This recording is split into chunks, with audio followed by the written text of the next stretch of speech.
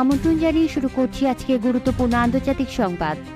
Daddy ট্রাম্পের কাছে যাওয়া ছাড়া উপায় ছিল না। মার্কিন হামলা বিষয়ে ইসরায়েলকে খোঁচা ইরানের। ইরানের হামলায় আরেক ক্ষতি প্রকাশ করল ইসরায়েল। ইরানে হামলা নিয়ে চাঞ্চল্যকর তথ্য প্রকাশ। খামেনিকে ভয়ঙ্কর মৃত্যু থেকে বাঁচালাম, তবে তিনি ধন্যবাদটুকুও দেননি, মন্তব্য করেছেন ডোনাল্ড ট্রাম্প। নতুন বিস্ফোরণের পর ইরানের জন্য এলো আরও এক বড় দুঃসংবাদ। শুনুন বিস্তারিত। মার্কিন প্রেসিডেন্ট ডোনাল্ড ট্রাম্পের মন্তব্যকে অসম্মানজনক এবং অগ্রহণযোগ্য বলেছেন ইরানের পররাষ্ট্রমন্ত্রী আব্বাস আরাঘচি। কারণ ট্রাম্প দাবি করেছিলেন ইরানের সর্বোচ্চ ধর্মীয় নেতা আয়াতুল্লাহ আলী খামেনিকে কুৎসিত এবং অপমানজনক মৃত্যুর হাত থেকে তিনি নাকি রক্ষা করেছেন।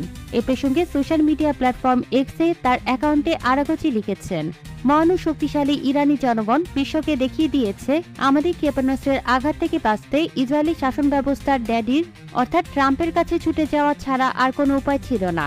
যদি ফের তারা ভুল দিকে নিজেদের চালিত করে, ইরান আসল ক্ষমতা উন্মোচন করতে দ্বিধা করবে না, যা অবশ্যই ইরানের শক্তি সম্পর্কে যে কোনো বিভ্রান্তির অবসান ঘটাবে।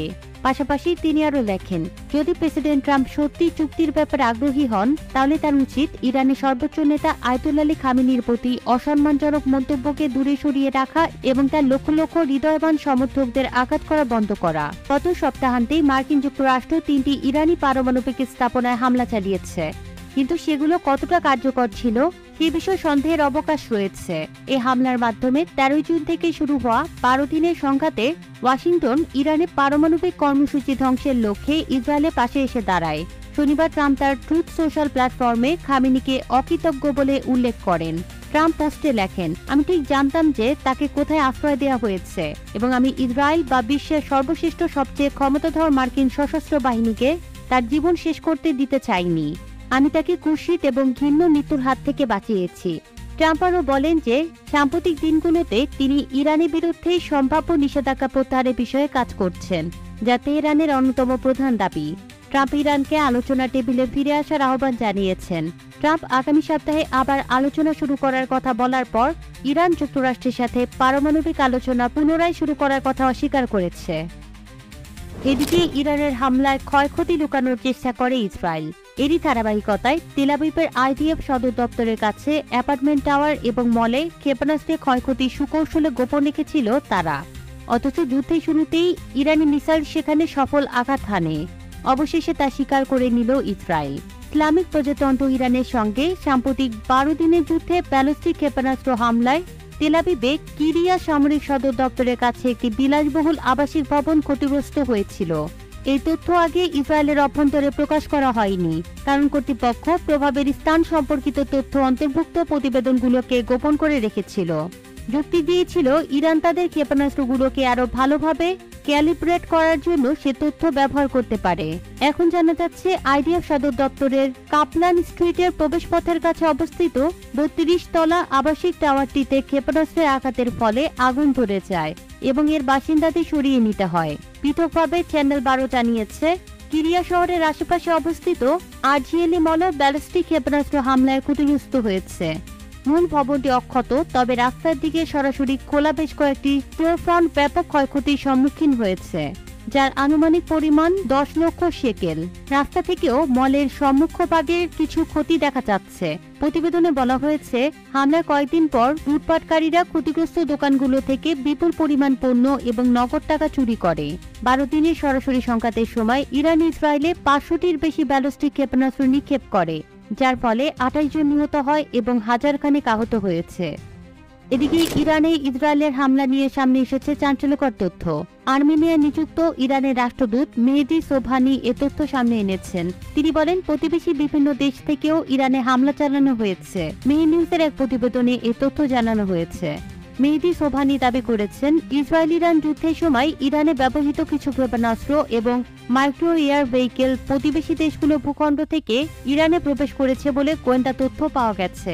তিনি বলেন, আমরা এমন কিছু প্রতিবেদন এবং গোয়েন্দা তথ্য পেয়েছি যা ইঙ্গিত করে যে কিছু মাইক্রো এয়ার ভেহিকেল আমাদের প্রতিবেশী কিছু দেশের ভূখণ্ড থেকে ইরানে প্রবেশ করেছে।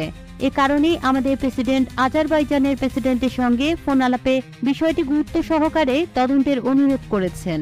সোবহানি বলেন, আমরা এখন তদন্তের ফলাফলের জন্য অপেক্ষা করছি। সেগুলো স্পষ্ট হলে আমরা প্রয়োজনীয় প্রতিক্রিয়া জানাবো।